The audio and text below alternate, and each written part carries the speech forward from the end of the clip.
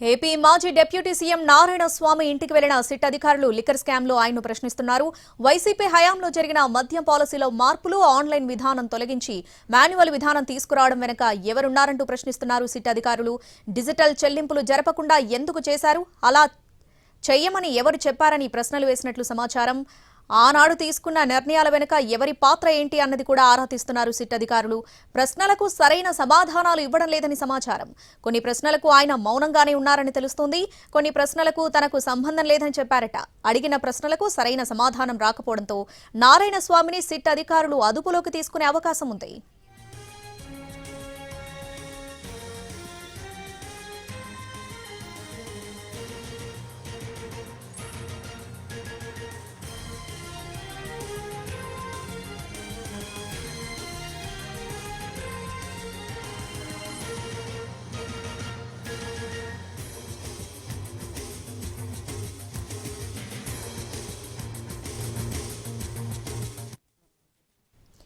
AP మాజీ deputy CM Narayana స్వామి ఇంటికి వెళ్లిన సిట్ అధికారులు లిక్కర్ స్కామ్ లో ఆయన ప్రశ్నిస్తున్నారు. దీనికి సంబంధించి పూర్తి అప్డేట్స్ మా ప్రతినిధి శ్రీకాంత్ విజయవాడ నుంచి లైవ్ లో అందిస్తారు. శ్రీకాంత్, గత ప్రభుత్వ హయాంలో ఎక్సైజ్ మినిస్టర్గా అదేవిధంగా డిప్యూటీ సీఎంగా పనిచేసిన నారాయణ స్వామి ఇంటికి సిట్ అధికారులు అయితే ప్రస్తుతం చేరుకొని ఆయన్ని గంటన్నర సమయం నుంచి పైగా కూడా విచారిస్తున్న పరిస్థితి కూడా ఉంది. ప్రధానంగా లిక్కర్ స్కామ్ కేసుకు సంబంధించి ఆయన పాత్ర ఎంతవరకు ఉంది అనే అంశం మీద అయితే సిట్ అధికారులు విచారణ చేస్తా ఉన్నారు. ఆ ఎక్సైజ్ పాలసీలకు సంబంధించిన మార్పులు కానీ, గత ప్రభుత్వ హయాంలో డిజిటల్ చెల్లింపులు పక్కన పెట్టి కేవలం నగదును మాత్రమే తీసుకునే నిర్ణయానికి సంబంధించి ఎందుకు ఆ నిర్ణయం తీసుకున్నారు అనే దాని మీద కూడా నారాయణ స్వామిని సిట్ అధికారులు ప్రశ్నిస్తున్నారు. దీంతో పాటుగా ఓఎఫ్ఎస్ అంటే ఆర్డర్ ఫర్ సప్లై, ఎవరికి డిస్టిలరీలకి ఎంత సప్లై చేశారో అది ఏ ప్రాతిపదికన ఈ మద్యాన్ని డిస్టిలరీలకి సప్లై చేసే నిర్ణయాలు తీసుకున్నారు. అదేవిధంగా కొన్ని బ్రాండ్లకు మాత్రమే మద్యాన్ని పరిమితం చేశారు.